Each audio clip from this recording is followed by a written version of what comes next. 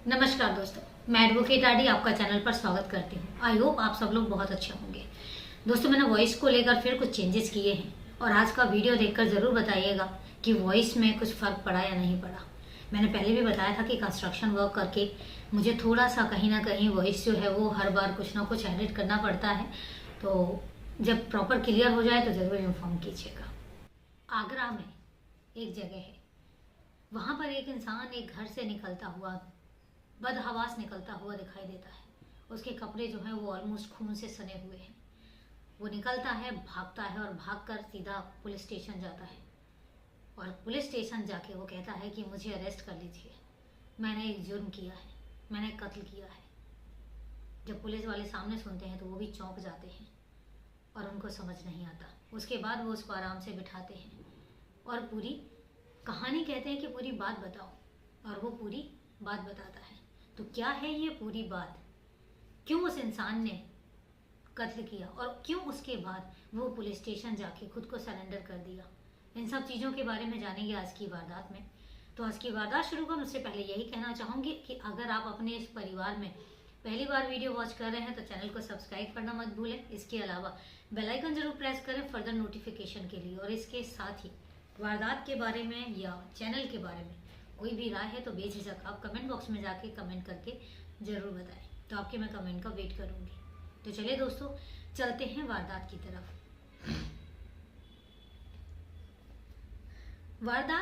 वारदात है 5 फरवरी 2019 की। वारदात है आगरा जिले की। यूपी में आगरा जिला है, सबको पता है, जहाँ पर ताजमहल है। वारदात है आगरा जिले की एक थाने की, मनसुखपुरा थाने की। वारदात है मनसुखपुरा थाने के अंदर एक गांव आता है बड़ापुरा। वारदात है बड़ापुरा की। बड़ापुरा में एक शख्स रहता है। बड़ापुरा में एक शख्स रहता है ऋषि तोमर।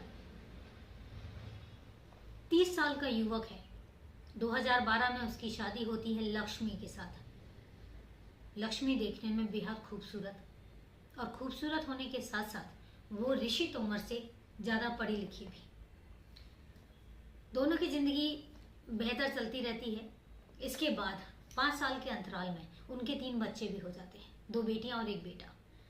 परिवार कंप्लीट हो चुका था, लेकिन जैसे ही परिवार बड़ा होता है तो जो घर के खर्चे हैं वो बढ़ते हैं। इस बात पर लक्ष्मी जो है उनको ऋषि को बोलती है कि अब खर्चे हमारे बढ़ रहे हैं, कमाई का साधन भी और देखना पड़ेगा। ऋषि को भी ये चीज़ समझ आ रही थी, तो ऋषि क्या करता है कि नौकरी के लिए दिल्ली आ जाता है और वहाँ पर वो नौकरी करने लग जाता है। मेहनत करता है, कड़ी मेहनत करता है, और इसके बाद जो भी पैसे महीने में आते हैं उन पैसों में से अपने लिए खर्चा निकाल के बाकी सारे पैसे वो लक्ष्मी के पास भेज देता है। अब लक्ष्मी के पास सिर्फ उसकी बड़ी बेटी रहती है, दूसरी बेटी और बेटा वो उसकी दादी के पास धौलपुरा है राजस्थान में, वहाँ पर अपने दादा दादी के पास रहते हैं। जहाँ पर बड़ापुरा जो है, बड़ापुरा और धौलपुरा, जहाँ पर उसके दादा दादी मतलब लक्ष्मी के जो सास ससुर रह रहे थे, वो जो जगह है उसमें सिर्फ और सिर्फ 4 या 5 किलोमीटर का फासला है। जिंदगी अच्छे से चल रही होती है, कुछ ऐसा नहीं होता कि ये कहा जाए कि नहीं जिंदगी में कोई तकलीफ है। लेकिन फिर आ जाता है 2017। 2017 में एक दिन ऐसे ही अचानक लक्ष्मी को मार्केट में एक शख्स मिल जाता है और उसको वो देखती है तो वो पहचानती है कि अरे ये तो दीपक राजपूत है, उसके ही मायके का। जब उसको देखती है तो फिर हालचाल पूछते हैं एक दूसरे का, और उसके बाद लक्ष्मी जो है वो अपने घर चली जाती है। दीपक जो है वो लक्ष्मी को देखता रह जाता है, उसकी खूबसूरती को देखता रह जाता है। इसके बाद वो कई बार उस एरिया में जहाँ पर लक्ष्मी उसको मिली थी तो कई बार उस एरिया में जाता है। अब चूंकि लक्ष्मी घर पे अकेली रहती थी तो ज़रूरतों का सामान जो है वो लक्ष्मी ही लेकर आती थी, तो कई बार वो बाजार जाती है। इस करके दीपक जो है कई बार लक्ष्मी को देखता है, 1-2 बार उसको फॉलो भी करता है।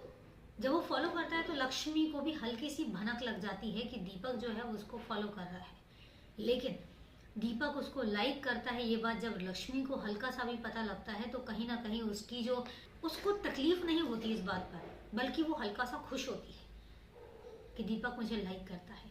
और इस तरीके से धीरे धीरे वो दोनों दोबारा से मिलते हैं। मिलने के बाद दोनों के नंबर एक्सचेंज होते हैं। अब चूंकि रोक टोक करने वाला कोई भी नहीं था, क्योंकि लक्ष्मी थी और लक्ष्मी की बड़ी बेटी थी, बड़ी बेटी भी छोटी सी थी, तो रातों बातें होती हैं, ढेर सारी बातें होती हैं, कोई रोक टोक करने वाला नहीं, कोई बोलने वाला नहीं। और इस तरीके से फिर इन दोनों का मिलना शुरू हो जाता है। दीपक और लक्ष्मी पहले बाहर भी मिलते हैं, उसके बाद दीपक जो है वो लक्ष्मी के घर पर भी आने लग जाता है और ये दोनों घर पर भी मिलने लग जाते हैं। चूंकि लक्ष्मी की जो बड़ी बेटी है वो स्कूल जाती होती है, जब वो स्कूल चली जाती तो दीपक को लक्ष्मी अपने घर पे बुला लेती है और ये घंटों एक दूसरे के साथ टाइम स्पेंड करते हैं।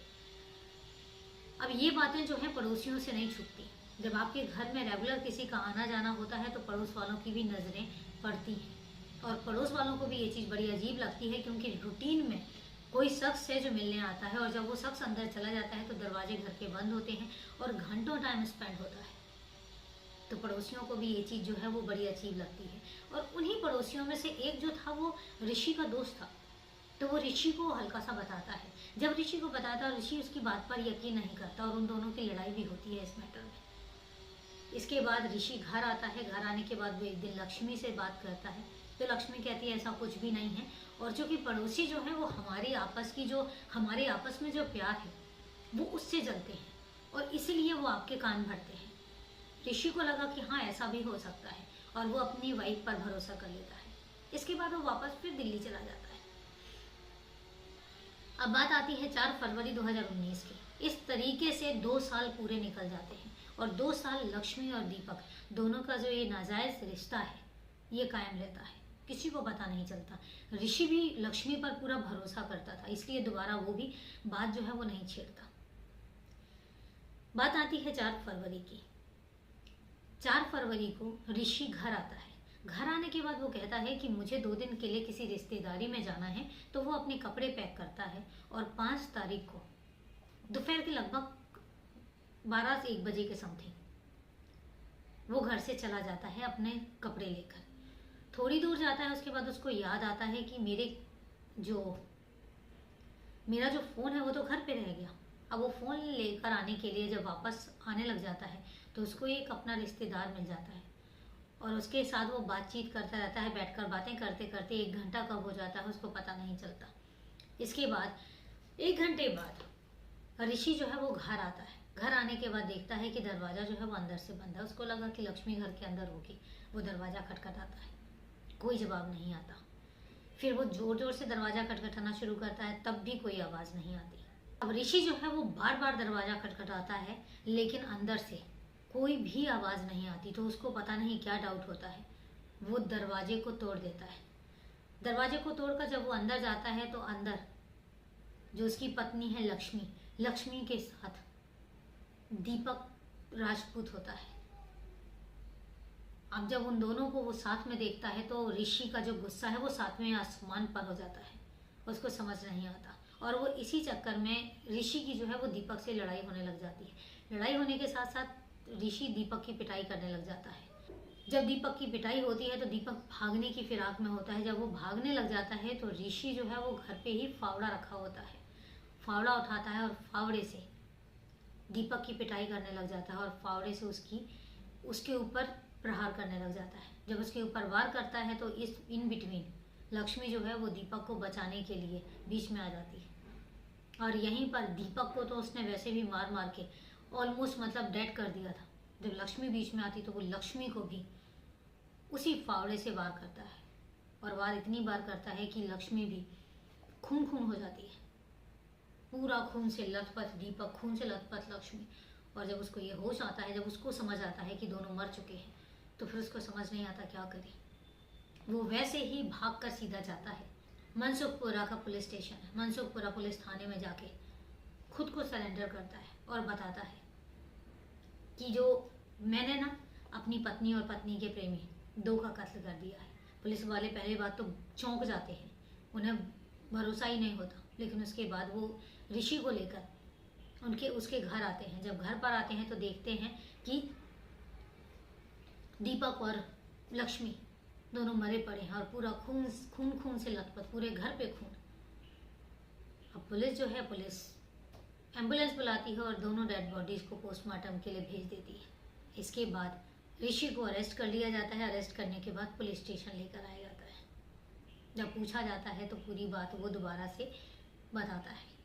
यहाँ पर फिर दीपक के घर वालों को इन्फॉर्म किया जाता है, क्योंकि दीपक जो है वो धौलपुरा का था, तो धौलपुरा इन्फॉर्म किया जाता है। वहाँ से उसके पेरेंट्स आते हैं।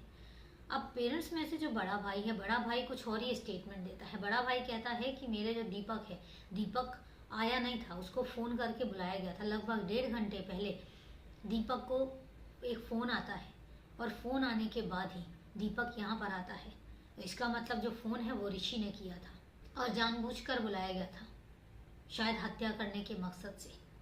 पुलिस दोनों बॉडीज को पोस्टमार्टम के लिए भेज देती है। जब पोस्टमार्टम की रिपोर्ट, जब पोस्टमार्टम हो जाता है, पोस्टमार्टम के बाद दीपक की जो बॉडी है वो उसके घर वालों को सौंप दी जाती है और वो अंतिम संस्कार कर देते हैं। लेकिन जब लक्ष्मी की डेड बॉडी उनके घर वालों को सौंपने की बात आती है, तो लक्ष्मी की जो बॉडी है, ना तो उसके मायके वाले क्लेम करते हैं और ना ही उसके ससुराल वाले क्लेम करते हैं, दोनों ही लेने से मना कर देते हैं। और जब ये बात आती है तो फिर पुलिस वाले लक्ष्मी की डेड बॉडी का अंतिम संस्कार करते हैं। तो इस तरीके से एक नाजायज संबंध का अंत होता है, एक नाजायज संबंध की कहानी खत्म होती है।